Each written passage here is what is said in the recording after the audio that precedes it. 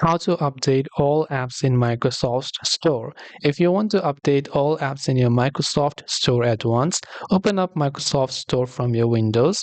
Once you've opened it up, on the left hand side you can find an option that says Library. So simply go to Library. Here you'll find updates and downloads for all of the applications that you have on your computer.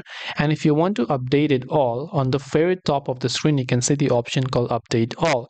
So just click on the Update All button, and the update process for all of these applications will begin in the background, as you'll be able to find for the games and for the apps and whatever apps are actually present on your computer.